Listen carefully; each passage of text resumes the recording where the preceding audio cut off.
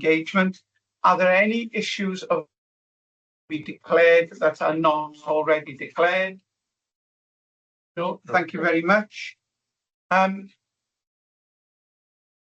You can have a conversation, aren't you? Yeah? Yeah, that's what. Go on then. We can start off, can we? That's you great. Can start. Well, it's a great pleasure for me to welcome Kyle Stevens, who is one of our foundation pharmacy trainees, currently working in the Heath Hospital, having done a placement already in GP practice in Barry. And I think you were, where was your other placement? In Queen Street. So we'll come back to that in a moment, because we're going to hear a bit about Kyle's experience. Just to remind the board, there's been a lot of change in pharmacy training. So we now have this integrated learning outcome where the 4-year undergraduate course and the foundation year in pharmacy that we oversee, along with the placements that are increasing in the pharmacy course, the standards have changed. And trainees now come out completing that at that point of registration with prescribing readiness. So a lot of their training has been incorporated. So we're going to focus today. So Kyle, thank you ever so much for joining us. Now you're in that first group of trainees who will come through this integrated program. So you've seen these changes firsthand. And talking about this prescribing readiness, I guess, what does it mean for you? And in terms of your experience and skills and the support you've had, give us a little bit of a flavour of your experience and how you found it. Okay, so prescribing readiness is all about making sure that you have the fundamental skills to be a prescriber once you come out of your foundation year. So a kind of essential part of it is when you explain it to people is to say that we're not going to come out competent in absolutely everything. We're going to have a fixed focus at the start. So for hospital trainees, that's all about dealing with transitions of care. So making sure that people who are admitted to hospital, make sure they have all their regular medications prescribed to them, make sure that if there is any high-risk medications, that there's any kind of blatant error, correcting that. And that's kind of the main focus, but then to expand upon that with training afterwards is kind of what we want to be doing. Yes. Tell me a little bit about your experience of the support you've had. HEIW missions that foundation program and provides that sort of supervision infrastructure to support you. How have you found it? Has it worked? Do you feel you're coming out ready, prepared for that baseline of those next steps? Yeah, so there's been quite a lot of, we have a mix of clinical skills training. We also have kind of expert speakers that will come in and educate us on certain different topics, which is really, and then we also have the support of the DPP, so the prescribing supervisor, where they kind of, we kind of get a flavour of how they prescribe, and then they will teach us kind of how they go about it, kind of caution, things to be cautious about, kind of focuses on like making sure that you're a safe prescriber when you come out, and kind of monitoring. And how has your confidence, have you found has worked well? Has your confidence improved? Because training is all about developing the knowledge, the skills, the behaviours, all of those things. And how effective have you found that? I think it's been quite effective. So, for example, I've through experience on a stroke ward, which is where my prescribing supervisor is based and where I've been based for most of my prescribing element of the course, I've kind of him with nicotine replacement therapy. So when people are admitted to hospital, assess them whether they have, the level of dependency on nicotine, and then I'll make recommendations. I'll have a full discussion with the patient, and then I'll make recommendations on which nicotine replacement therapy devices that they may need. And then make referrals as well to the smoking cessation team at the hospital. And that's kind of one example of where it's really helped to study under a prescriber. So not only the prescribing element, using prevention, how you support the patients in preventing future issues. So that's good to hear. Now, so it's great to hear you've had good support, you enjoyed your experience. the other side of the programme we have, which is a unique thing to Wales, is this multi-sector. We touched on the fact you've been in GP, you've been in the hospital setting, and you've also been in Boots down on Queen Street, haven't you, in the community pharmacy setting. So do you think that multi-sector experience helps in this context, and do you have continuity of the support in developing those prescribing skills? So kind of the latter section of the course is more focused on the prescribing skills, but it's really useful because we've had 3 months, and then 6 months in our being the largest part where we do the prescribing. And I think it's been really useful to understand what patients will go through in their journey, and then what we'll then be sending patients out to, because then we'll have an understanding that you need to have a really good plan, and that these transitions of care introduce a lot of kind of potential for error. So having that understanding and knowing exactly what to give a solid plan, and to know exactly what, say, a GP can monitor in a community and what they wouldn't, is really important, especially if we're going into the prescribing of transition of care. To have that understanding is integral to the role. You touched on the nicotine side of things and the prevention. In terms of developing your prescribing skills, one of the key things we're always interested in is you've had all this training up through your foundation, and you'll be getting full registration now in come August. How do you see, maintaining and applying those skills in the next stage of your career? How prepared do you feel for that, and how confident are you in terms of applying those skills? I mean, I feel quite confident to then apply them, but I feel like there needs to be a kind of push with post-registration training, because we have to develop those competencies. I think there needs to be pathways to develop those competencies, and but however it does, I do feel generally quite confident with the support I've had and the training that I've had with HEIW. Great, that's good to hear. And I guess, I mean, have you enjoyed it? Yeah. And you must hear lots from colleagues and friends, both in Wales and more broadly, about it. I mean, I guess one of the questions we always like to know from first of all, is the training effective, delivering the outcomes, improving your preparedness and confidence? And you've answered those and said that is the case. One of the key questions for us is always, would you recommend the programme to others? How, what is the sort of the mood music amongst your peers in terms of the structure of the Pharmacy Foundation programme in Wales? Anything we should know about that we could improve, or do you feel it's delivering on your expectations? I think from what I've heard from kind of colleagues in England, Wales is on a whole quite a lot more supportive in terms of kind of the clinical study days, preparation for not only the exam that we have, but also the kind of in the prescribing element of things, because there is so much focus on giving us an opportunity to speak with, say, expert speakers and stuff. It really does help in that regard, and I would on a whole recommend Wales for training to be a pharmacist. That's good to hear. So well supported, structured programme, lots of clinical skills development, and you're getting the opportunity to apply that prescribing knowledge in practice. Fantastic. Well, thank you. We've used about 10 minutes, but it's great to hear from Kyle. Yeah, we obviously, Kyle is working, so we have to let him get back to it. So we've kindly utilised your time for this morning, so I'm very grateful for you being here. Thank you. And you don't have to be subject to any questions from anyone else. Let you go. Okay, well, that's Tom. Any questions? Yes, that's me. Great career. Yeah. Thank you. Good luck.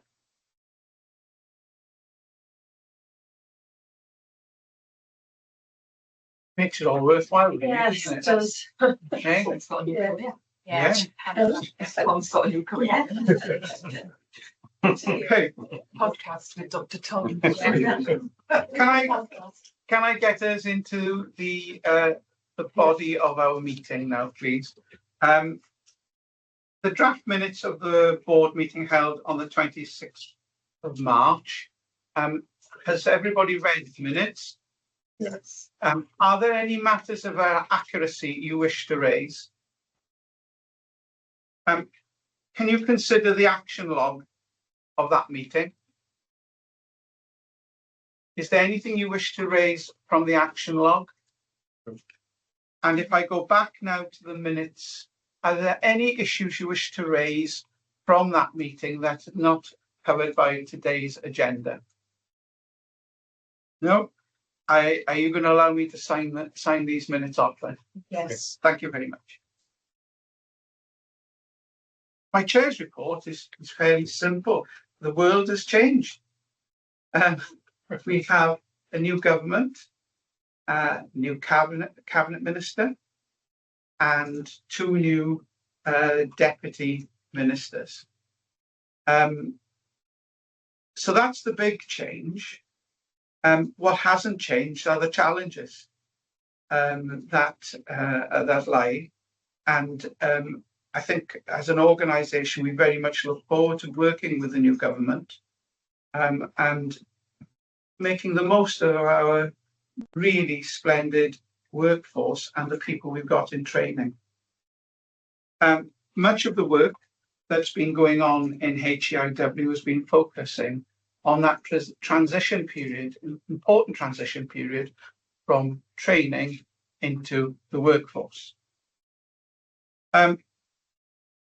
Today has seen the publication for the Westminster government of the Alan Milburn's report on young people not in education or training, and the impact of having work on the younger generation is really important. And today we've had a presentation from a young man who has undergone training and is now in a phase where he is starting to practice what he has been supported in learning. I met with the All Wales Chairs peer group earlier this week, and clearly the performance, the finance, the quality and safety of services formed the core of the discussion. I don't think I want to say any more other than, as you see from my report, it's been a pleasure to meet with the board members for the annual review and to set the objectives. And I very much look forward to working ongoing with them. But also, I'd like to thank the independent members for their work for the board over the last year. I think that's all I want to say. If there are any questions, luckily I've not had to do any chair's actions, and I think it must be unique, David. Not quite. Not quite. All right. Maybe singular. Alex. Thanks, Chair. So just 2 points to pick up from the report.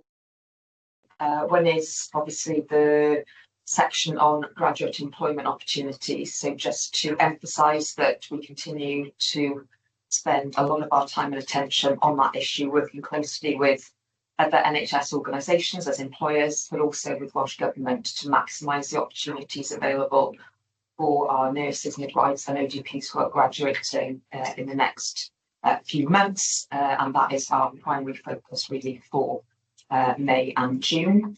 And also hidden at the end is a farewell to Glyn, but we will have the chance to do that at the accounts board meeting as well. But you know, we like to give a lot of people lots of opportunity to feel sad that they're leaving HEIW and to say goodbye to Was them. that sad? I'm not sure about the ordering of this now, but there is something about finalising the appointment of our Director of Finance as well. Director of Finance, supported by the Remuneration Committee last week. Yes. So can I ask the board to support the appointment of Seb Phillips as our new Director and Performance, please? Yes. Yeah, Yes. thank you. And just two other things that aren't in the report, just for information. We had a joint executive team meeting with Social Care Wales yesterday to explore what are the opportunities to work more closely together in light of some of the emerging government priorities. And we've agreed to have more regular meetings to discuss how that might evolve. And already we have identified things like the education strategy, our CPD framework, and other opportunities to re-engage and work more closely as we were doing in the sort of early years of the organisation, really. So it's a positive discussion. And also just to flag that at the forthcoming NHS Confed Expo, Sian and her team are probably, we've wanted to do this for quite a number of years, but probably one of the first NHS Wales organisations to secure a slot, one of the breakout groups on the AI in education work that Dr. Alex Aubrey and Craig have been progressing.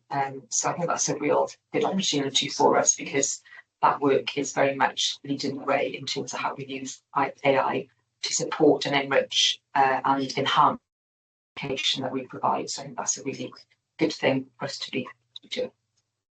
I can answer any questions on anything else in the report, but I was going to leave it at that. Intense? Yeah, sorry, Chair. Yeah. So just obviously there's very sort of operational pressures that are real. So I just wondered what that means for prioritisation internally. So where we need to focus more exactly on. In terms of With everything going on, I mean, I suppose from our perspective now there is a sort of shift in the prioritisation, and I just want to make sure there's that focus. yeah, and I think one of the things that we've been discussing as a team is really making sure that we have a particular focus on what we've called our 5 priority projects for this year. So some of the things that we know would have most impact on the wider NHS. So we've got our executive meeting next week is devoted to really making sure we've got those resourced properly. And in order to do that, do we then need to slow down or reshape any of the other priorities that were in our ITP, so that conversation is live. Okay, thank you very much. Tom, pharmacy workshop man. It's like a plan, this. It's all linked. It's all in. Okay, this all through. Yes, thank you very much. This is really important document sharing with the board, and I'm very, very grateful to Michelle Sarawat and the team for leading the work to pull this together. One of the challenges we have with describing the workforce map, if you like, in many of our professions across different sectors is the difficulty in accessing data. They're held in different places, and sometimes the same. It is at the moment quite a difficult challenge to pull all that together. We are doing a lot of work to improve our data access, I suppose, to be more agile and informing this. But what this describes is the first sort of workforce map of that pharmacy workforce across all those different sectors. Really important, because if you don't know what your workforce looks like now, it's challenging to then consider where you need to go, what you need to aim for. And this really will be the starting point for that exercise. It gives us that baseline and enables us to look forward as to what is good, what do we need, what do we need to do now to support our pharmacy workforce across all those sectors for the future, to make sure it's aligned for those changing population needs that we are all familiar with. So the report is there for sharing. It has been shared widely through our pharmacy advisory board structure, which includes the chief pharmaceutical officer. Very, very well received. There's been extensive input, and this has been very much welcomed by colleagues in all sectors. And we're hoping then to progress to publishing this as that baseline. And this will trigger the second phase of the work, which is to define what we're aiming for in the future, what our future makeup of pharmacy workforce teams look like in the different sectors, both nationally but also regionally, because there will be variations of those. It also includes information about demographics, so very important for us to understand that element of the workforce. So the paper is there for report to consider and discuss and for information. But I would like to thank the team who pulled it together, because it is a really comprehensive and important piece of work, which we have shared with other areas, because I feel that there are other areas within our organisation where actually taking that effort to have that baseline map of where we are now would be a really helpful position. Thank you. Don? Really excellent to see this here at the board today. Couple of general points, recognising the difficulties in getting this data, but I think it's such a good step forward. So I think really good. Secondly, from my perspective, it's always great to see where the section on the links of where the data's come from. I think is really helpful to have and really useful, because undoubtedly, as I say, this is something that we're going to build on. And then just a really small little point that sort of troubles me a bit, was the pharmacy technicians, and why we aren't getting any men who want to do that role. And just in terms of when we're recruiting people into that, it seems such a gender split that I couldn't get my head around. It's a bitter pill. Oh, I put that one up for you to that. Yeah. But yeah, but yeah, really interesting. It is a dramatic. It's a dramatic change. With a very stable and highly retained workforce. Yeah. But I didn't know whether it was something about hours of work. I thought it was very stupid. Yeah, a couple of points the way, Tom. One thing I wondered about was, I know all the health boards have to do a pharmacy needs assessment every year. I know that because I'm on an expert panel, which I've just filled in the survey and how they are. So where's that information fitting in to this, or does it need to what? In terms of their future. Yes, needs. Because they're looking at future needs. So I guess this is a baseline map of what the workforce looks like across Wales now, and that's to help inform. So there are questions that emerge from this, which is what is the right balance between pharmacists and pharmacy technicians. You'll see there's useful benchmarking data in here with the other nations. And that's really to inform those discussions. That isn't about the immediate need. This is the base map of where we are now. Having just done it and then received this, I was left thinking none of the questions which I think were relevant to funding this. No, I don't think she was referring to what the news we've had this morning. She was just referring to prioritising our work.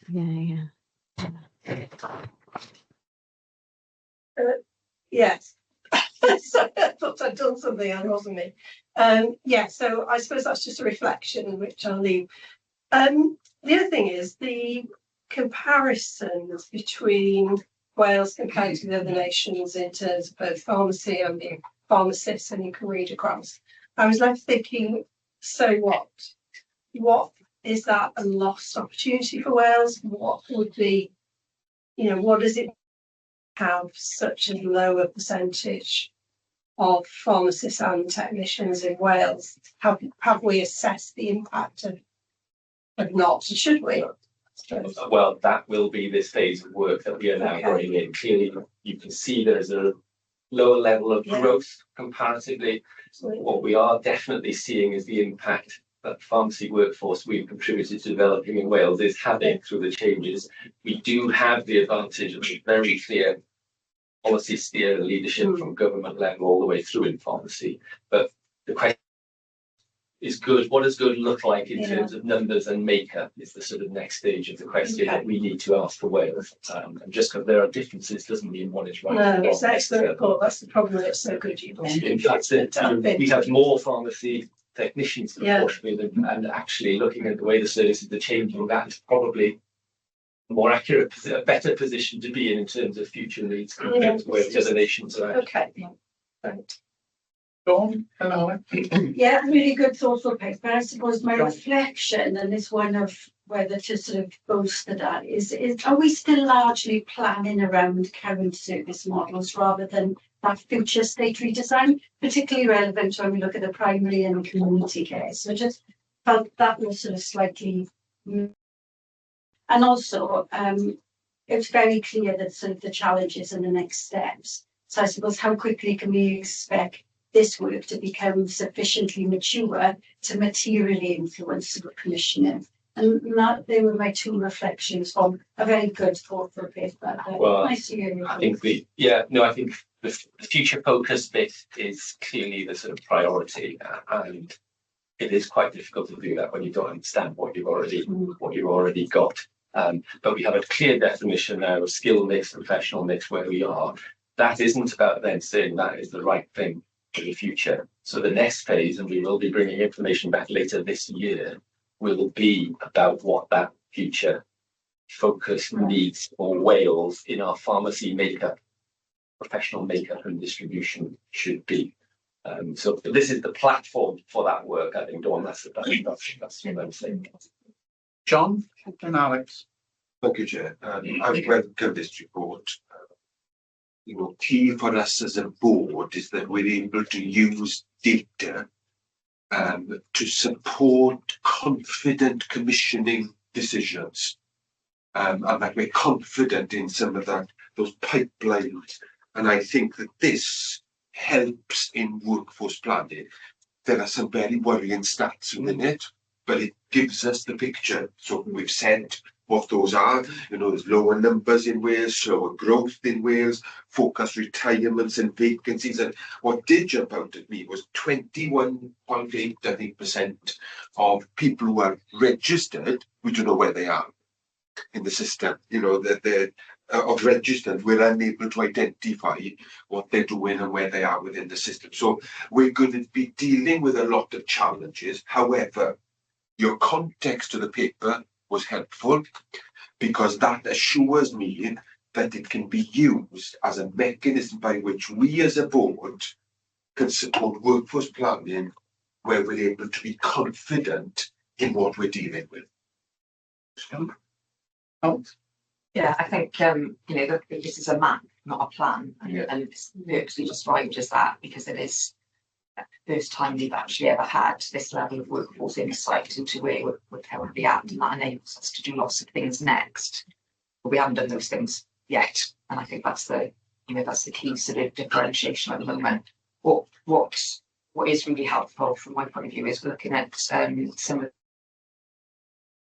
discussions that we've been involved in over the last year, how other countries are slightly further ahead in terms of some of the workforce intelligence around, professional groups such as this have been able to set more benchmarks at a national level to support that workforce change and reshaping. And that's been, I think, helpful both locally and nationally, coming to commissioning or coming to how you plan your own services, to be able to see exactly what good looks like. And Dawn, there is a bit of a gap at the moment in terms of that, because we can't decide that until we have clarity over the clinical services model and plan. That's why it's really important to work together with the NHS organisations to understand that we can't plan the workforce in a vacuum, absolutely, because we know there's got to be a shift towards primary and community.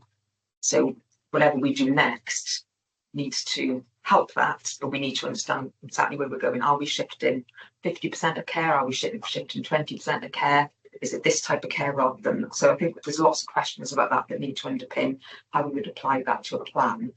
But I think it starts to give us that opportunity to really look into the future, to look nationally at how we do workforce planning, to inform the Commission and not just rely on individual organisations telling us what they think is going to need to happen. And if we can triangulate much better, I think. So, as I saw some countries doing this really well in terms of, say, the dental workforce.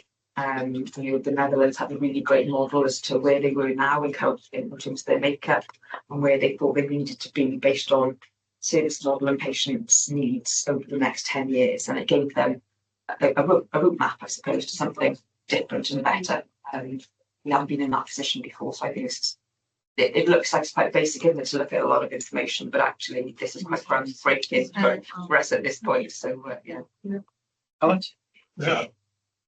Yeah, welcome the report. It's a very good baseline to work on. You've identified the community side with it. I just have a couple of sort of suggestions going forward in terms of when we do comparisons, and comparisons with England is not necessarily helpful. and maybe sometimes it's worthwhile looking at different regions in England, because I think London will probably skew the position in England. And that then leads to the next one about, well, within Wales, so for the sort of number of pharmacists in Dolgellau, like compared to Cardiff type of thing for populations, I think further work on it, because I think with the new government, I think they're going to be looking at all over Wales, and they're going to be less South Wales focused than historically. So I think how we deliver and where the gaps are across Wales, it's going to be increasingly more important. We'll get questions from Welsh governments at that angle. That's incredibly important. So both the service model links will be different in different regions, and therefore the workforce models to support them will be. Picking up on Kyle, on the point that Kyle made, pharmacist is a focus for prevention as opposed to therapeutics. And so that we've got a new deputy minister with a focus on prevention and public health. And is there a public health? Are there public health pharmacists? I couldn't. There used to be, but I think I may be wrong. But there's a massive impact on the public and population health in terms of iatrogenicity and in terms of the preventative opportunity that pharmacists can bring through community pharmacy and primary care pharmacy. So I just think it started my mind thinking a bit broader about finding the gaps rather than the coverage. Yeah. I think of somewhere there needs to be a good look at how you can get women's health, preventative health, all those things, very local and very accessible, not just through the traditional routes. You know, given the position. So, anybody else got any comments? I think everybody's appreciated the paper. Yeah, just going back to Judith's point around just making sure we understand what the mechanism is to join up some of these local reports with this and how this will be used really to help inform planning at sort of local level as well, and as well as internally sort of planning to share this. Yeah. So this has been our Pharmacy Advisory Board has directors on pharmacy from each region of Wales in it. So they've been involved in the development as we've developed this. So each of our regional directors of pharmacy will then be working with them in partnership with our central team in terms of what those regional models look like. So it won't be, it can't be just about numbers to the totality of Wales, which we do with that happens quite really. We will work. We have a very well established network with other directors of pharmacy actually, so we're in a strong position to do that. So, right, so we've received for assurance the development of the Wales Pharmacy Workforce Map, and recognising it's the first system-wide baseline pharmacy workforce planning. Note the report supports delivery of the strategic workforce plan for pharmacy in relation to workforce information planning, and endorse the next phase of work, strengthen workforce intelligence, develop future workforce scenarios, and align education commissioning with the system need. Yeah, thank you very much. Can I go on to 3.2, which is the genomics workforce plan? Thank you, Chair. Thank you. Yes. We'll miss this. Yeah, absolutely. Yes. Sam now manages the national programmes team, but on the basis that this was work that they undertook last year, I have the pleasure of presenting this report, which is an update after year one of the workforce plan that was approved. And it was, I suppose, one of the points to just sort of draw out from the genomics workforce plan is that it's trying to play to two different parts of the workforce. So raising awareness and engagement of the general workforce across the NHS, giving a wide-reaching implications of genomic medicine, but also looking at how we can support the education training offer for the more specialist sort of genomics workforce as well. So within the paper, you'll see some of the work, some of the actions that have progressed to take forward both of those sort of priorities. You'll see that there are a number of e-learning resources that have been developed, and we've tried to capture it within the paper, some of the usage against those at this stage. It's probably a very early indication of take of some of the educational training. We also know some of our post-registration education training that we sometimes struggle to encourage people to take up the offer. Again, I think that's an area that we'll be working on this year, given the importance of genomics going forward. For the sort of year 2, we're looking at how to increase engagement with the wider workforce, and we're establishing some targets that we'll use to try and measure the extent to which we're successful in doing that. But I guess this is a good example of an area where it really requires a lot of partnership working, both with people working within the system, but also with organisations like Genomics Partnership Wales as well, which I think we've got a really good working relationship with. But actually there is that reliance on being able to work in partnership to deliver a number of the actions. And again, you'll see that there are some actions that probably delayed or deferred, because I think we found that quite challenging over the last year. But clearly that will be a focus as we move into year 2. So just finally, I just want to sort of thank Lisa Bassett and the National Programmes team, because I think this is quite a complex area in terms of raising awareness, getting the engagement when a lot of services are under pressure and people are trying to balance this with delivering patient care. I'd just like to acknowledge the work that they've undertaken last year. But happy to pause there and take any questions or comments. Thank you. Add to that, because I think this is a really good example of where we're doing a lot with a little, and you know, we've got a very small team of people leading on this, probably 2 people dedicated to genomic excellence now at the moment.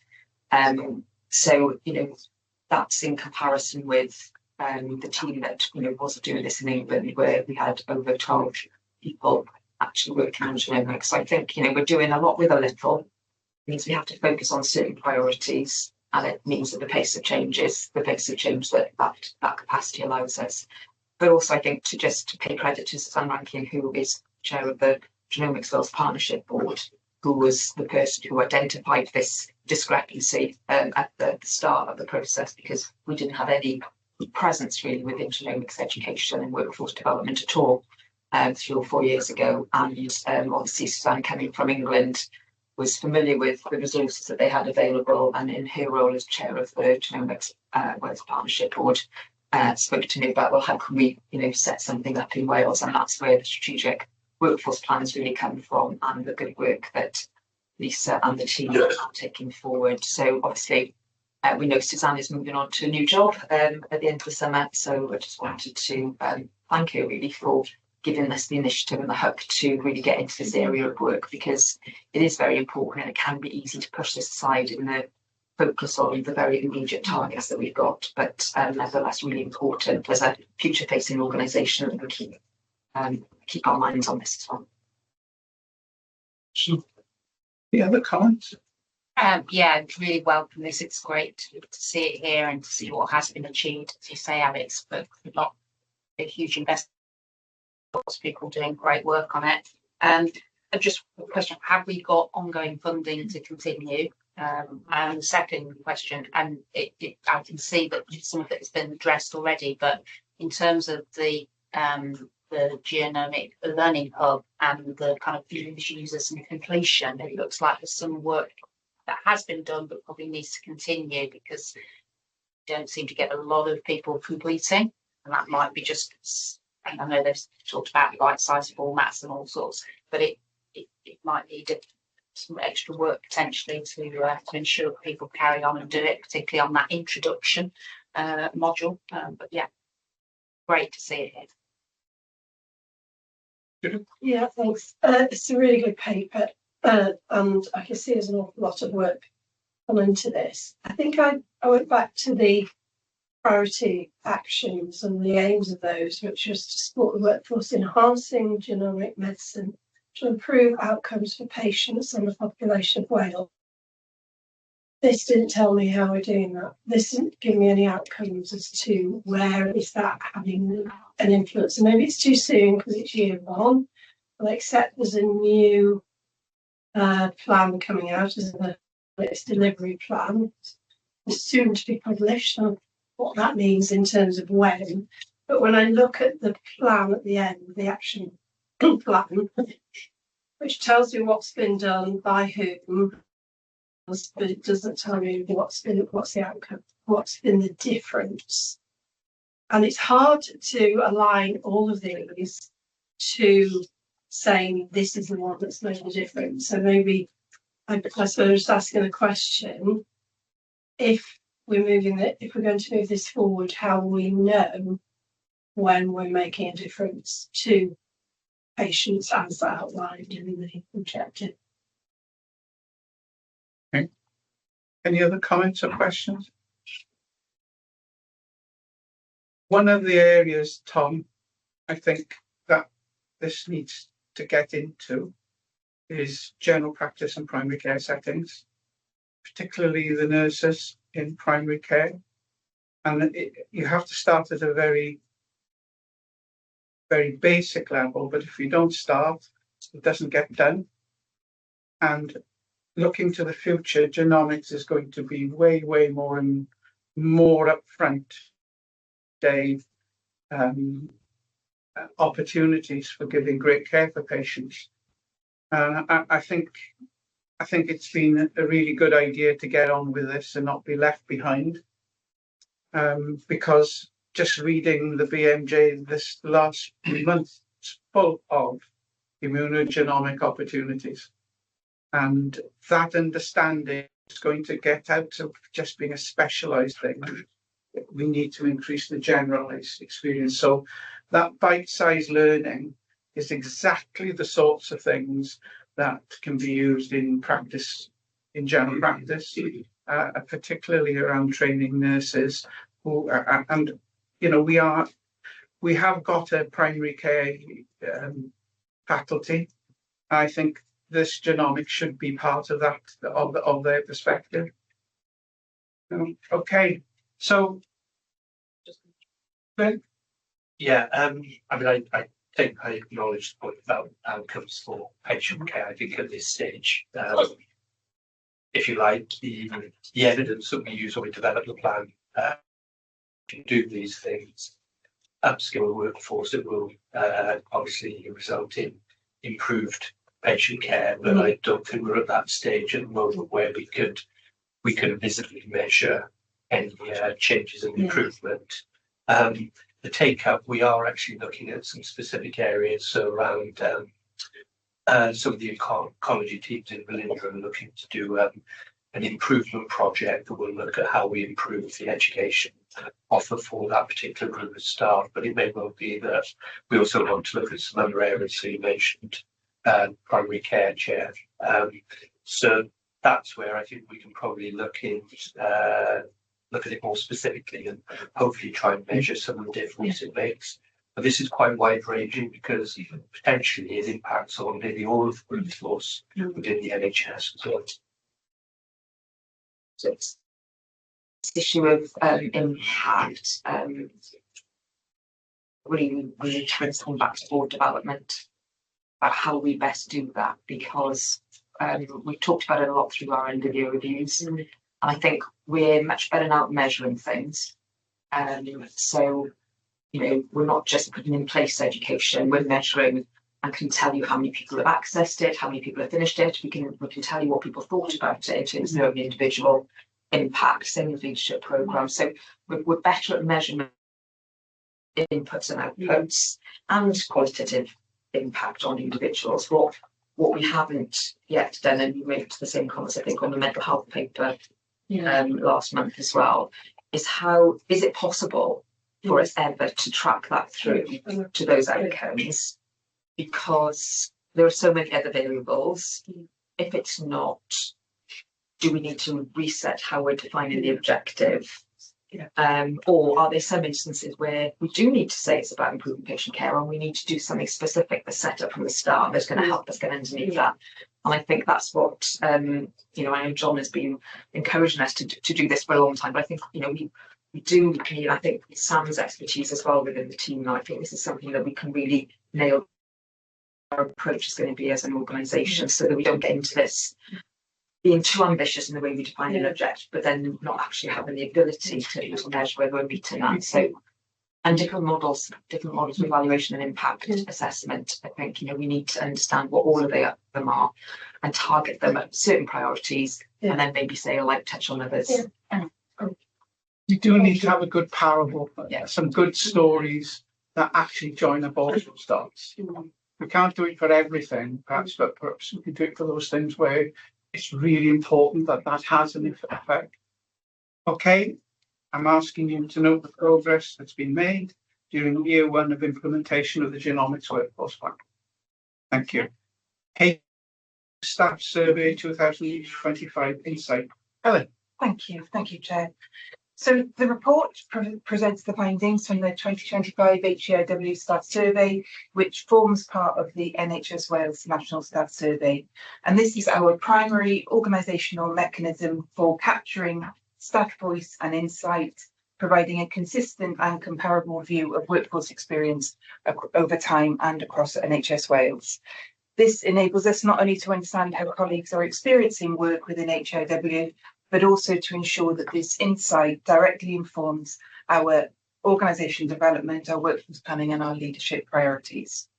So some key headlines from this year's report. So we continue to see a very strong response rate, 0.9%, and an engagement index of 78%, which are among the strongest response rate and engagement index in Wales. And this gives us high confidence that these findings reflect our people's experience. On the engagement index, the strongest positivity scoring themes were we're stronger together at 81.9%, we champion flexible working at 80.4%, and recognising everybody's contribution at 78.6%.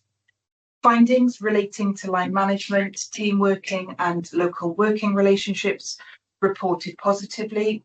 We saw that around 87% agreed that their immediate line manager encourages them at work, that their managers value work and listens when challenges are described. Team working measures were also 86% people reported that they enjoy working with their colleagues in a team. 89% felt that they could talk to their colleagues and ask for help when it was needed, and actually 80% report positive working relationships with other teams. So in an organisation like HEIW, that's really important.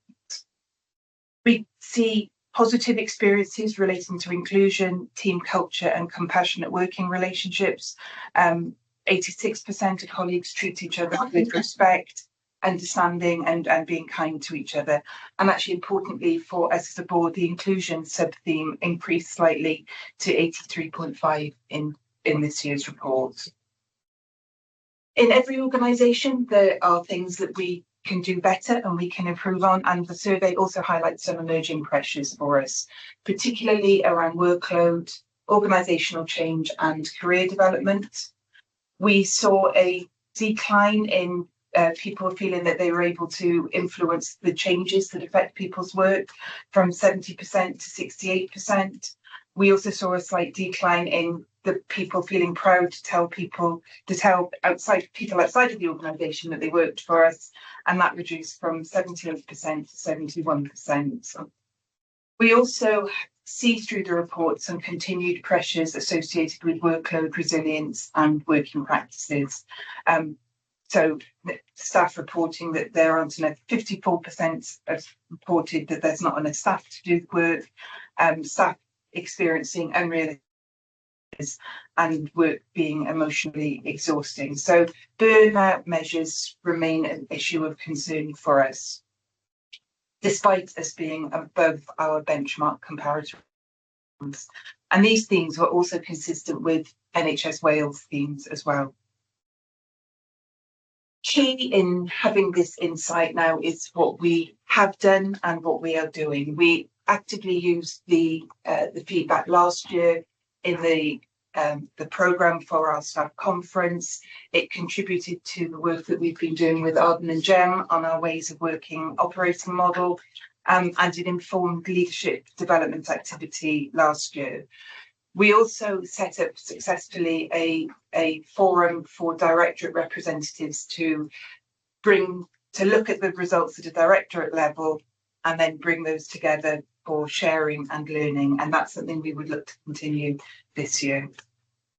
So moving forward, the value is now how we use it. We will continue to engage with our directorates. We will continue to use these findings to inform our ways of working, particularly around the issues from our workload. But actually, they also demonstrate to us that we have a strong and engaged workforce and that we are continuing to perform well. I could say any questions. Thanks, Helen. Any comments? Questions? This is a very important document. It's an important thing that we have each and every year. And to me, overall, it's very positive. And as you acknowledge, there's some gaps and you're working on that. I've got a very minor question. I was just wondering, in terms of the staff partnership program, what's their views on this, and have they made suggestions on how things could be improved? We take the findings through our local partnership forum, and they are actively involved in any of the discussions that we're having around how to use them, and we use them and obviously the wider organisation as well. So yeah, thank you. Yeah, first of all, I think the response rate is excellent. I know we've contained organisation, but nevertheless, it's still excellent to get that response rate and keep maintaining and improving. I just want to make sure I'm understanding the response to this. Yeah, so it's right in the detail of the report, and I did read it, page 14, which says, in the last 12 months, how many times have you been the target of unwanted behaviour of sexual nature in the workplace? And it shows that as saying 99.6%. Now, is that? It's the other way. It's the other way round. Thank goodness for that. Yes. Right. I thought I must be reading the wrong way round. Otherwise, I would be really worried. I would have. You would, but I thought, well, I read that. I'm not sure I understand it. So I think it's important just to say, in which case, that's very well. There's still 0.4, but nevertheless, that's really reassuring. I was just getting worried about the environment. So, yeah, thank you for clarifying that. It's not funny because some places. Yes. Oh, I know that. That's why I wanted to clarify, because I thought the figures were high. Audit hadn't come out, so that's reassuring. Thank you. Still 1 or 2. Yeah, still said they are. Yeah, thank you. As chairman, I'm very glad that people are completing the questionnaire, and I'm very grateful for those people who are giving us an insight into what it's like. I do think that being a small organisation, they're making opportunities for people to develop and for them to find work that stretches them, I think is important. And we've got to recognise is our main reason of being here is to make people great. And so if people do have to go, having that good experience here, then hopefully they'll take that experience into their next workplace. And it's always good to be, sending people or getting people to go and take good messages out. So well done. So I'm asking the board to note the findings of the survey, received gain assurance regarding organisation of workforce experience and engagement across HEIW, receive assurance regarding organisational and directorate level activity undertaken in 25 in response to the staff survey findings and workforce priorities, and note the continued organisational focus during 26 on workforce wellbeing, engagement, organisational development and strengthening workforce insight. Thank you very much. 3.4, Lynn again. Oh, you are going to miss this. I know. What am I going to do? Yeah. Thank you. This paper sets out the proposed delegation of revenue budgets for this financial year. It's very much driven based on the IMTP that we approved back in March, and the basis of allocating funding out should enable budget holders to deliver on those key priorities within the IMTP. It sets out the methodology that we use, and as you will probably appreciate, most of the funding that we receive is around commissioning, education, training, and so that is fairly set in terms of our plan. We have a vacancy factor that we've built into the budget setting that recognises the fact that we have staff turnover. This will exist. Those will probably be more increased with the recruitment freeze that's currently in place. And I guess the other thing just to draw out that's different from last year is that the education training plan funding for this year is ring fenced, and therefore any alternative use of that funding this year will need to be agreed with Welsh Government. So we will reflect that in our reporting to the board as we go through the year. Probably the final area then is just to mention and highlight the reserves. We aren't holding any formal reserves. In fact, we've actually set a very small, what I described as a negative reserve, which is effectively a small financial overcommitment at the start of the year. I think this probably reflects the board's previous discussions about its risk appetite and willingness to take a level of financial risk in setting a balanced budget for the start of the year. Again, in terms of comparison, last year we set quite a large negative reserve of around about £1 million. I think our funding flexibility was probably a lot greater last year than it is this year. So I think the reserve that we set is probably a realistic one. It is important that this is addressed in terms of any first call on savings or slippage in funding. But as I say, I think on a budget of 390 odd million, it's relatively low risk. So I'm looking for the board to approve setting the budgets, and then subject to approval, we will formally delegate the budget holders for this year. We previously talked about the baseline review, so obviously depending on the outcome of the baseline review and discussions with Welsh Government, there may need to be further changes to budgets in year, but at this stage we're looking to set the budgets based on what we currently know and assume. So happy to pause there and take any comments or questions. Thank you. Any comments, questions? You're quite right in terms of asking us to approve a budget today, but recognising the baseline review will come back, and presumably, undoubtedly, there'll be an addendum that needs to be come to the board in due course. The assumptions that have been built into budget setting in terms of the vacancy cycle and everything else are all reasonable and sensible, and everything else with regards to that.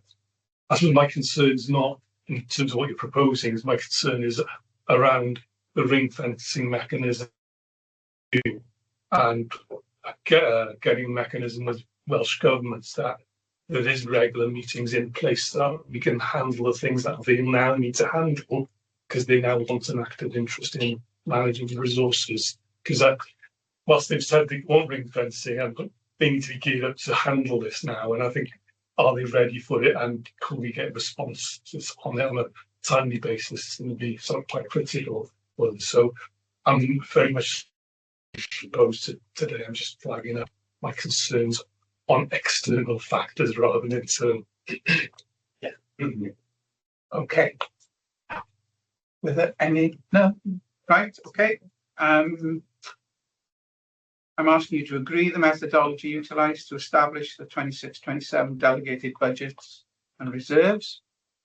I'm asking you to note the financial assumptions as set out in the IMTP and note the financial risks and opportunities and the proposed management of the financial risks and opportunities during the financial year. Yeah? Yeah. Thank you very much.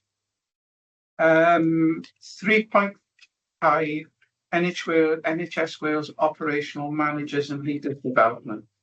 Yeah. Alex. Thank you. Yeah, so the reason that I'm presenting this is that I've been meddling in this area because I do feel really strongly that this is a group of managers who get a very raw deal. And as a previous chief operator, I absolutely understand the value these managers provide at that clinical team patient interface in making sure that we are focusing on access, quality, delivery, budget, change management, workforce planning, all of those different elements. And so that's been recognised by a lot of the national reports that our operational managers have not had sufficient development over many years. This also represents quite a change for us in terms of our previous role in relation to leadership development. So we have previously focused on those areas, those smaller volume areas where it made sense to have a single cohort for Wales rather than lots of small cohorts in individual organisations. And so we have inevitably focused on particularly aspiring directors, aspiring chief executives, our graduate management trainees, and some of our advanced clinical leadership programmes. So going into large volume areas is quite a big change for us and not something that had been necessarily set up to do. Hence why we needed to do the pilot, and hence why we need to commission that pilot from an external provider because of the volume that's required.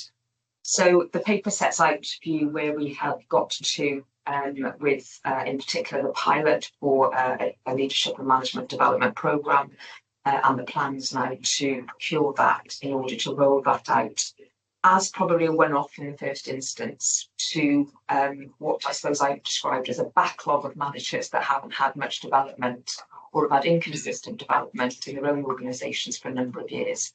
I think from that point, we need to look to the UK Leadership and Management Framework to take on what that training might be in the future. But this is a bit of a stopgap to really do something to support our managers in the meantime. I think the wider ambition is really that, to model this on the Finance Academy, because the Finance Academy has got protected ring-fenced funding. Unfortunately, we don't manage that. That's hosted in shared services.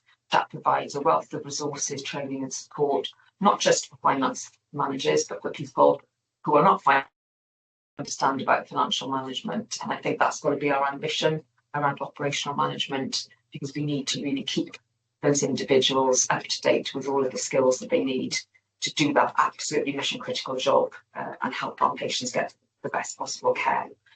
So as you can see, the sticking point with this is that we do need to use some of that underspend that we just mentioned. So this will be the test case, I think, really, in terms of how we support the rollout of this programme.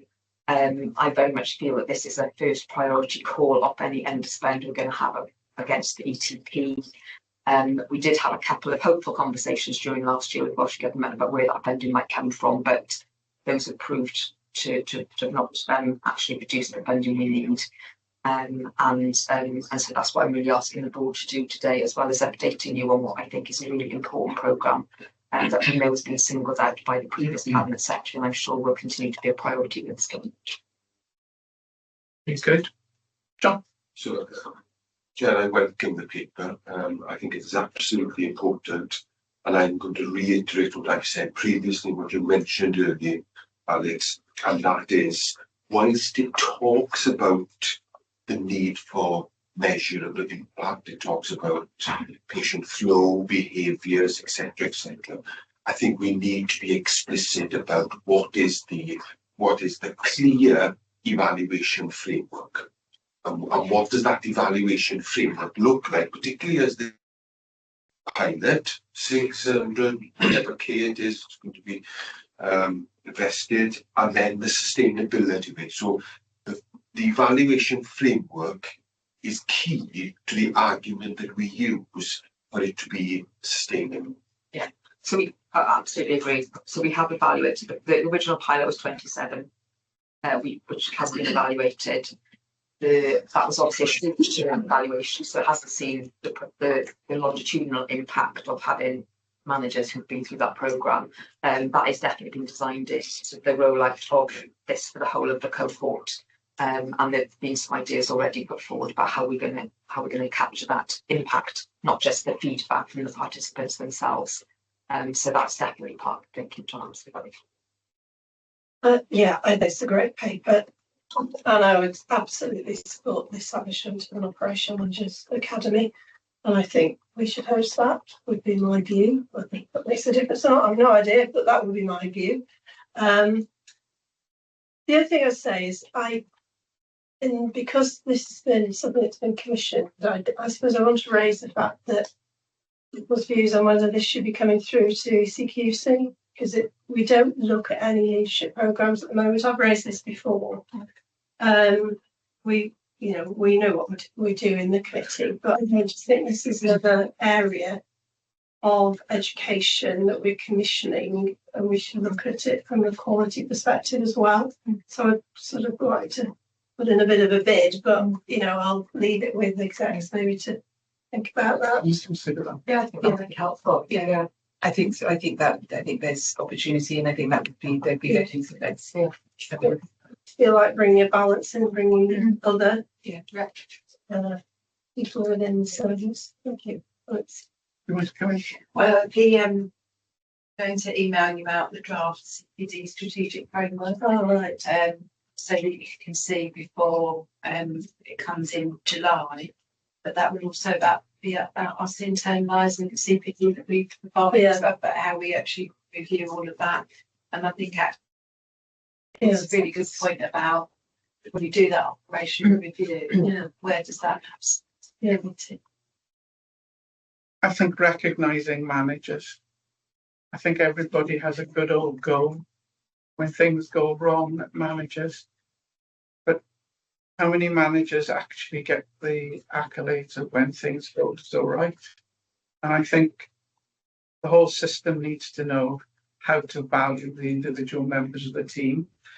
And I think bringing them into a normalised field where people are expected to undergo, professional development and keep abreast, I think it can only be a good thing. So, Donna? Yeah, I mean, I echo everything that colleagues have said around the table. I think it is a priority, and I'm really pleased that we're putting that forward as our potential first call. From just £500 per person investing in an operation manager, it seems like that'd be exceedingly good value for money, given what you've had come out of the pilot. Willingness of those participants then to challenge the ways of working, established ways of working, and to do things differently is so critical for how we're going to have to develop and move on with our services and the NHK. So completely and behind this, and I hope you'd like to think like Judith that it would be something you would have to be actively saying. So yeah, really good paper. Yeah, support this completely. To support the points about Academy coming and hosted or whatever by us, just a historical context. There was no Emily or anything at the time when Finance Academy was looking for a host type of thing that can shared services as a perceived to be a safe host at the time. So I've got the background. Okay. Yeah, that's a really good point, but we won't go there today. Okay. Right. No other comments?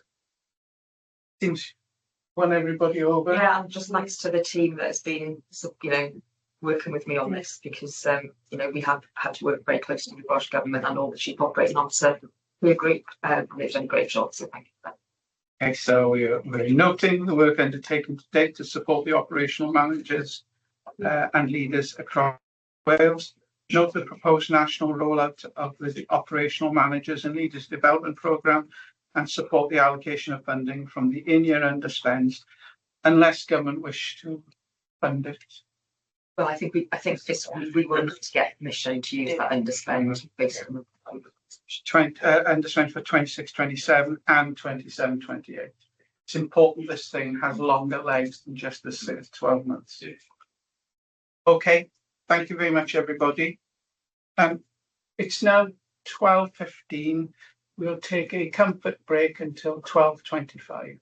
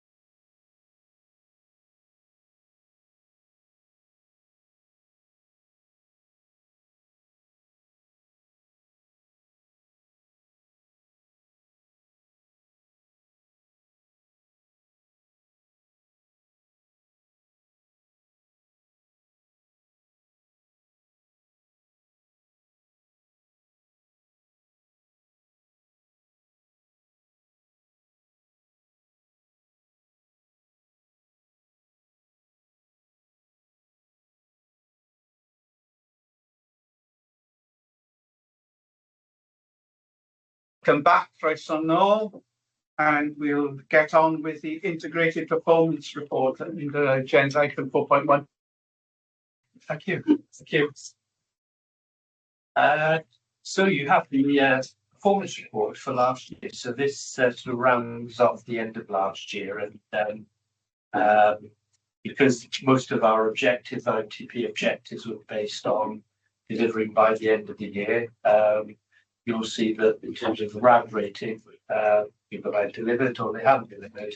So there is a sort of a red and a green rather than any ambers in the report. I mean, generally, it's fair to say that there's been good progress made against most of the IMTP areas. There are a few areas you'll see that there is further work to go on some of those forwards. And I think some of this is about learning lessons from being very clear when we set objectives about what is within our game to deliver and where we will rely on partners. And that's probably something we need to think about when we're setting some of those objectives.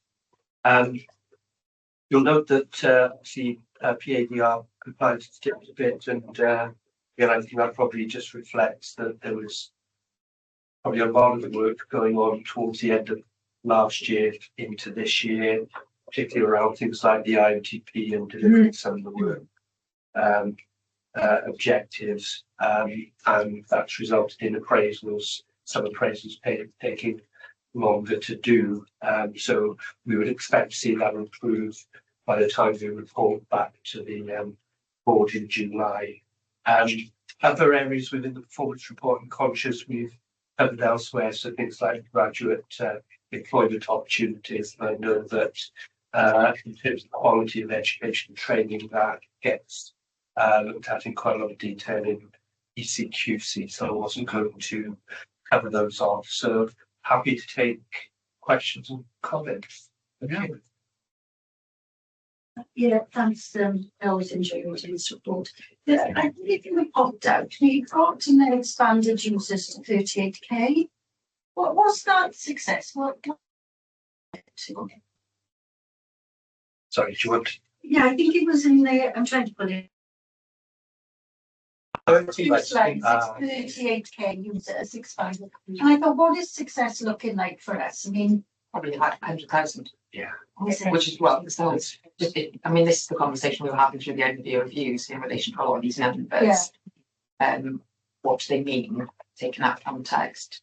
So with HEIW, you know, there's attract a lot of contractor staff. We don't necessarily have all of the numbers for their sort of role within the workforce, but we know that manage 100,000 people. So I suppose that's your kind of biggest benchmark is all members of staff using HEIW. So 35,000 out of that sounds like a good, but I actually think that sounds like a good proportion, actually, considering it's still quite a new platform. And it does attract an awful lot of other contractor staff. But it, as you say, what actually is good, we thought about what good is looking like, and then we thought about whether it is 100,000 or whether it's 50% of that. So I think in relation to a lot of those numbers, that's exactly the conversation we've been having. What is that? What is that? It's great, we've got the number. Oh yeah, and it's brilliant. But now what does that mean? And where do we go next? And if we're still at that number next year, is that good or is that we haven't yet? So I think more sharpness on exactly those things was a big theme of the conversation. Okay. And I suppose delays you just touched upon really. I was wondering if there's any common themes. I know we've got dependencies and that system wide again, but it'd be good to sort of round that up when you're looking at the end. Yeah, and I think there's a number of factors, but I know that again, some of this comes back to when we're planning to do the work. We know that it involves engaging with staff who are delivering patient care. You know, the winter period isn't a good time to be trying to engage with people, so it's making sure that we think carefully about when and how we need to engage with people if we want to deliver some of this to time, really. Thank you. John. Thank you, Chair. Thank you for the report, and certainly the team who are involved in collecting the data and providing us with quite a robust performance report. Now, I'm pleased to see that this shows a continued upward trajectory in performance. And if you look at the performance against the core functions or the strategic priorities. What we can see from this is that for operational delivery objectives, which are assured, they've gone up 13%, 96%. And in terms of strategic development, that's improved to 89%, which is 20%. So I think as a board, we welcome an improved performance against what we were setting as in terms of our core functions and our strategic and operational delivery objectives. Well, I welcome the report. One thing I did think to myself, we need to keep watch on. You mentioned one, and that's the PDRs. We're a learning organisation. Really, everybody should be having that. You know, it should be 100%. So I think we need to keep a watch on that. And the other one that caught my attention was absence with the health being the issue, and that's increasing. So again, it's about small numbers, but I think we need to watch that as a board. Other comments? This is both coming under the priority 4. One is shown as green, and that's the physicians associates. So I'm just wondering whether green in view of what we've been saying about them, which is not that we're not doing what we should be doing, but in terms of overall situation, that was just a query. And then, which breaks my heart that we've got this issue with the caps, but is that beginning to feel like we can't go any further with the caps, and does it need to be reviewed at all as a strategic development? I don't know, strategic priority. So those are the two that sort of came up for me. I will be recruited into the assistant director post for psychological therapy. This is our Canberra at the moment, and I have got some meetings I've booked in to discuss the cap issue further. Okay. So that we can really get under the skin of is this workforce not needed? That's going to necessarily be the answer, but to really explore what are the barriers to this, and then for us to have that review of actually, is this beyond our scope? I'll have a look at it. Yeah. It's interesting. I mean, I think it's green on the basis of the specific deliverables related to our function in there. Obviously, the overall picture of where we're at, the risk register, there is a disconnect in terms of how you look at that. Yes. Thank you. One of the things that crossed my mind was the way it's cut at the moment. Have we got the flexibility of cutting it in a different way? So, with the emergence of the primary care faculty, are we able to cut it so that we aggregate all the stuff together? That's related to primary. That's related to primary care. That's an interesting question, because there are probably a lot of discussion with the primary care deanery. They would say that actually they're accommodating all of the objectives in some shape or form.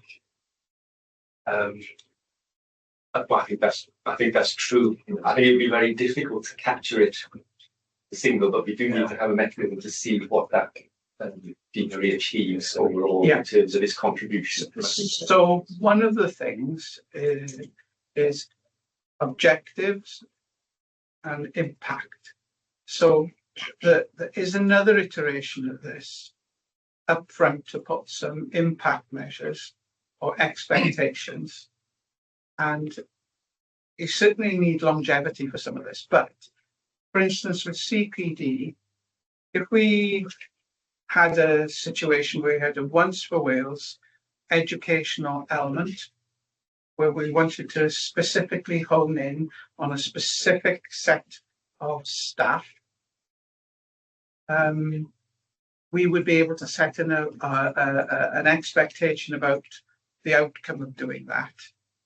And I just wonder whether we need to be really thinking how we align setting those sorts of expectations, not just the educational achievement, but the impact of the education in terms of patient care. I was thinking about clean hands, cleanliness. I was thinking about hydration. Small elements of pulse CPD might be a way to get quite a big impact when you aggregate lots of smaller things. And that would be really interesting to see through a performance report, not just on how we're doing, but what's the impact of what we're doing. That mixing too many things into one place. You need to have a think about how you would present that and how often. It may be that there's a specific. You set it out and have maybe biannual for some of these things. Maybe it's got longer legs than just 3 months or 6 months. It will be a necessity, but then you're into. That's what we achieved. That's what the impact was, and we've changed the education. That has that impact change. That sort of linkage, and that goes with being a longer, being a strategic body with a longer view. I think some of this relates to the work we need to do about identifying impacts evaluation methodologies that we routinely use to frame work, and then you'll have something that where you can actually say, right, this is from design, this is the impact evaluation methodology we'll use, and then get into more of a way of actually at this point in the year, this is where we're going to have a look at some of the cumulative impacts of some of the programmes as well as their individual.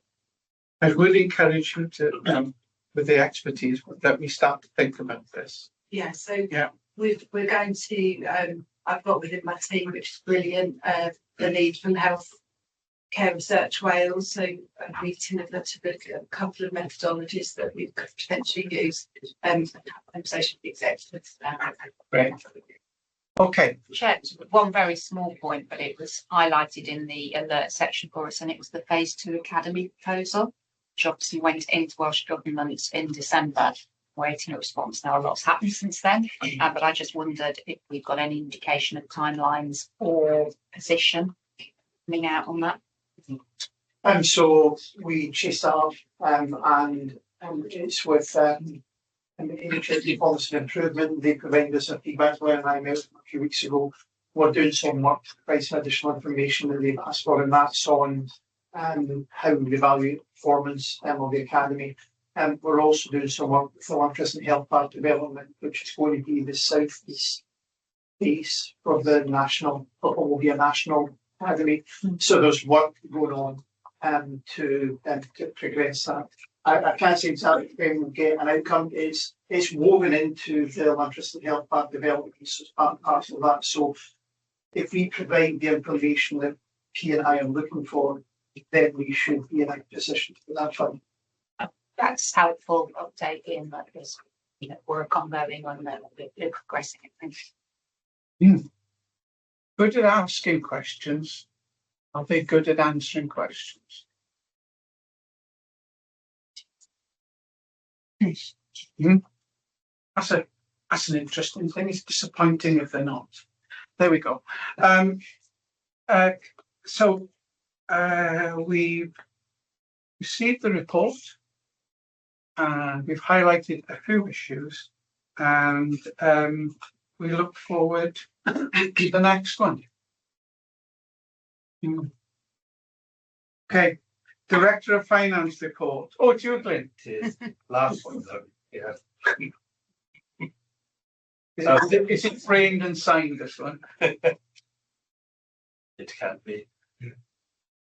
Okay, so finance report this month slightly different in that I thought it'd be useful just to update the board on our outturn position for last year. So you've got a month 12 position for last year.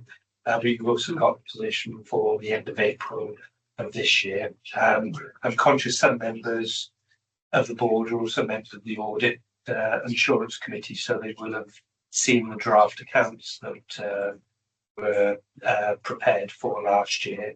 So this report really just confirms that, subject to review by external Audit Wales, for last year we will have achieved our statutory financial duties as to operate within our revenue budget and capital budget. And then we have a third sort of administrative duty, which is to pay our invoices on time. So there's a 95% target that we should meet or exceed of paying all our invoices to our suppliers within 30 days. And we look as if we will have exceeded that target. As I say, that's all subject to our accounts being audited by Audit Wales and no changes taking place for those.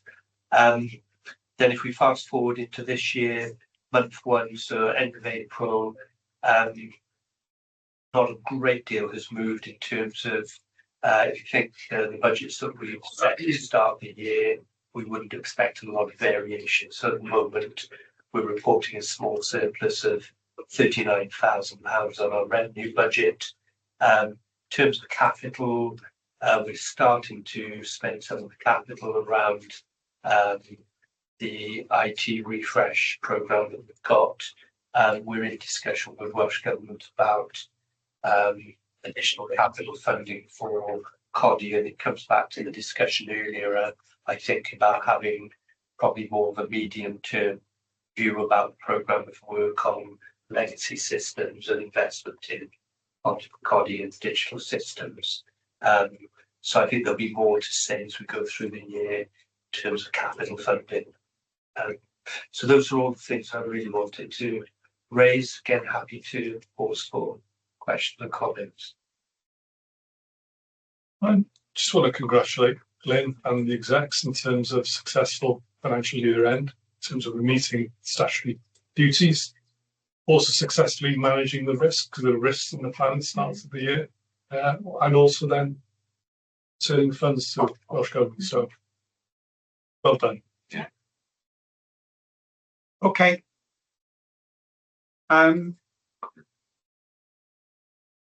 We're asked to note the performance against the key financial targets at the year end 25-26. The revised revenue financial position 25-26, having returned 4.75 million funding to Welsh Government, and the revenue financial position for month 1 against the revised delegate budget as set out in the resource plan for 26-27.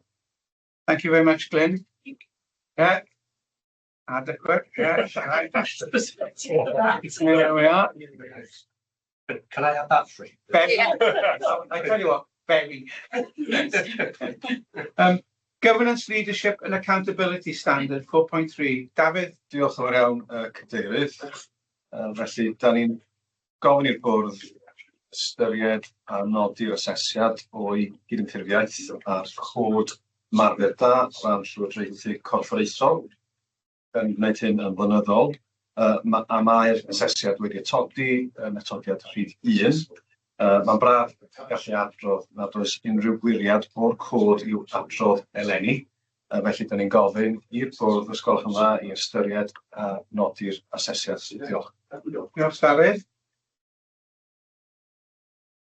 Any comments or questions? No. Right. The board's asked to consider and note the assessment of the board's compliance with corporate governance code for assurance. Very happy for that. Thank you. Thank you. Approval of board forward work programme. Dafydd. Diolch yn fawr iawn, Cadeirydd. Felly, da ni'n cymeradwyo yn flynyddol yn un o rheolau sefydlog. A mae'r y blaen rhaglen ar gyfer gwaith y bwrdd ynghlwm yn atodiad rhif 1 ac ar gyfer datblygu'r bwrdd yn atodiad rhif 2. Mae'n bwysig pwysleisio bob blwyddyn a fod y ddogfen fodd bynnag yn un dynamic ac y byddwn yn ei ddiweddaru yn unol ar gofyn. Felly, da ni'n gofyn os gwelwch yn dda fod y bwrdd yn cymeradwyo y 2 blaen rhaglen gwaith os gwelwch yn dda. Diolch, Dafydd. Okay, so the board forward work programme. You all looked at it, considered it. Content? Yes, we haven't got the education strategy on there and target operating.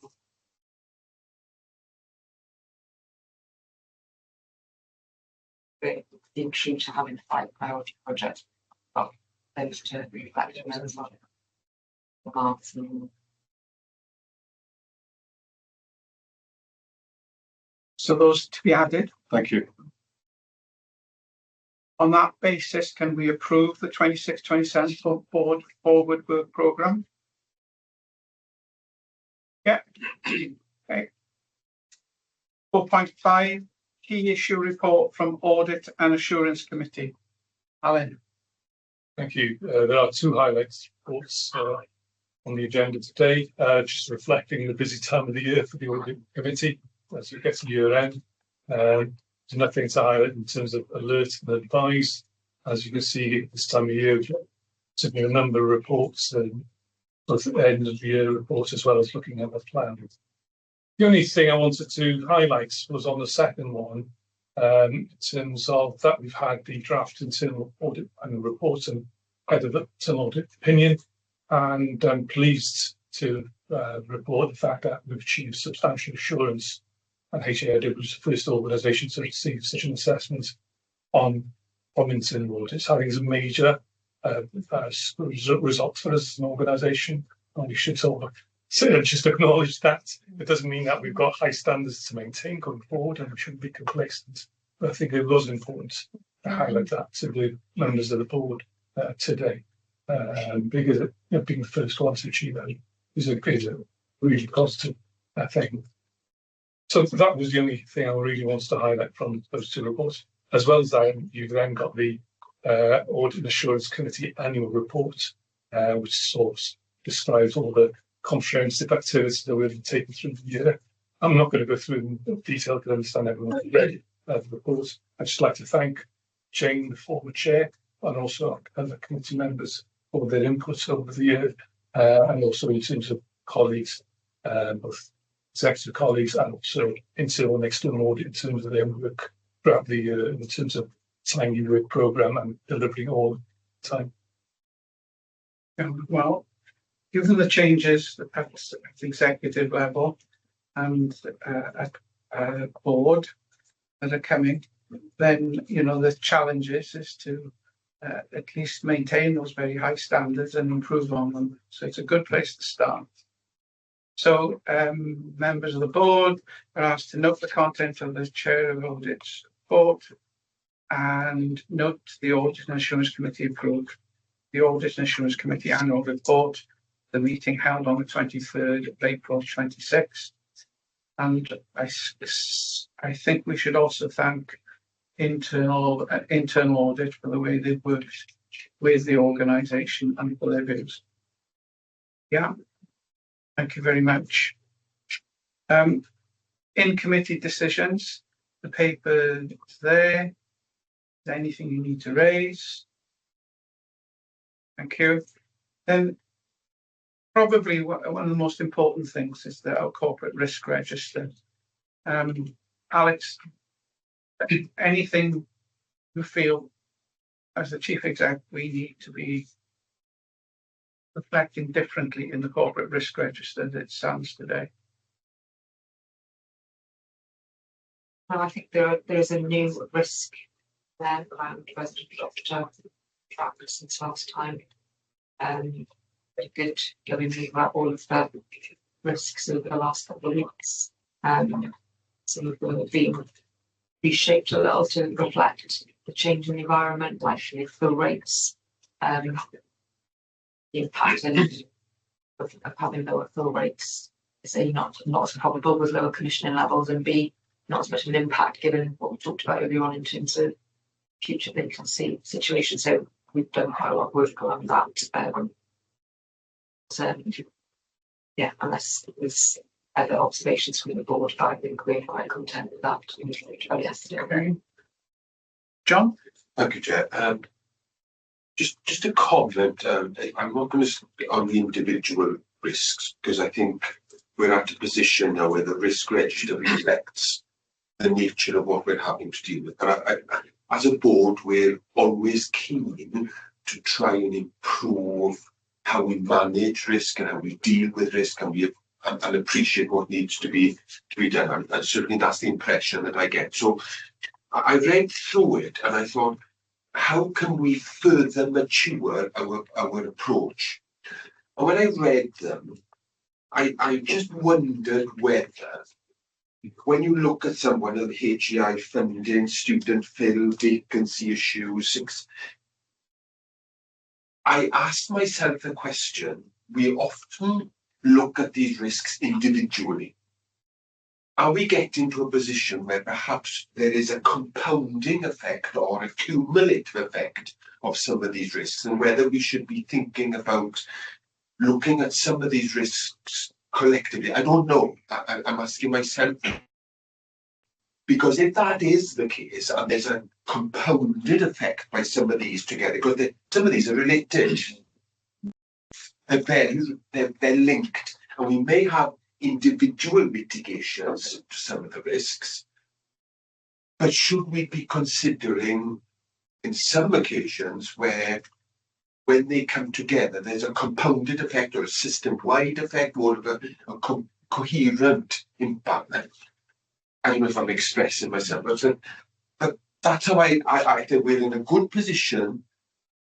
What can we do to try and elevate this a little bit more in terms of our risk maturity? And I just wondered whether there was some sort of linkages between some of these risks that may have added effects, added risk, and therefore we need to think of different mitigations.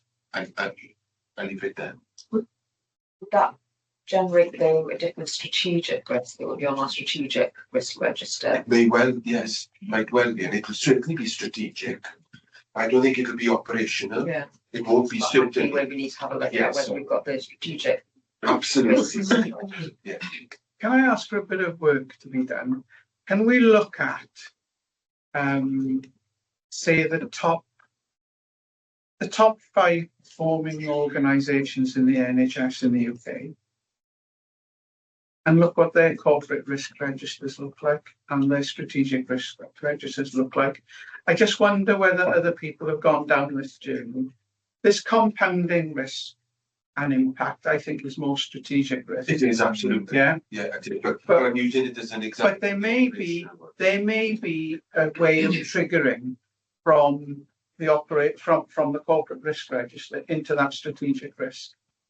There may be a mechanism to trigger. We'll do that for later in the year. Yeah. Okay, because to start. Oh yeah, so yeah, but I think it'd be worth revisiting it if you want to go I think down. last time we looked at other NHS organisations' risk registers, it's quite difficult to see the parallels because of the focus on see. So it's not always as easy to translate that into our business really, but you know, to John's point, yeah, obviously we want to do that continuous improvement, and I think there was an extra risk going to go on yesterday, which we realised part of an existing risk, just a new, slightly different flavour of it. So we made sure we didn't put an extra risk on it, which is slightly similar because the actions were the same in relation to it. So I absolutely understand the point that you're making, and so we will do that before we update the strategic risk register. Towards the end of the I would, yeah, I'm saying I welcome that actually, even with the framing and the mitigations, particularly the dependencies in the system and the behaviours that we sort of touched upon, it probably would be good, especially because we're not dependent and we haven't got direct control on a lot of things. So I think it does sit on that sort of quite strategic. Okay. Yeah, just obviously to all the discussions, there were just a couple of things for me. One was I missed this. Apologies, but on the risk for the higher education institutions, that we've received formal requests for flexibility around commissioning from all unis. And I was just thinking, is that being fed into ECQC? You know, in terms of what that is, and what the requests are. Because let's had that paper. Yes, right. Okay. So we will be getting that. That was key. I'm glad I hadn't missed it because I'm thinking that's so critical. I really sort of would want to understand it. Great, thank you. And then just on that basis, there's just a typo, which just proves I've read the papers, Chair, because we're going to under the new resident doctors, the new contract, we've got the papers being submitted to Bwrdd. You've seen June, July. I like to point out. Thank you very much. So, for information, there's the NHS Wales Shared Services Partnership Committee report. I have had no other business, and now I resolve to go into in-committee session. And HEIW Board Annual General Meetings to be held on the 30th of July via the conference room here at Dysgu. Thank you very much, everybody. Diolch o galon.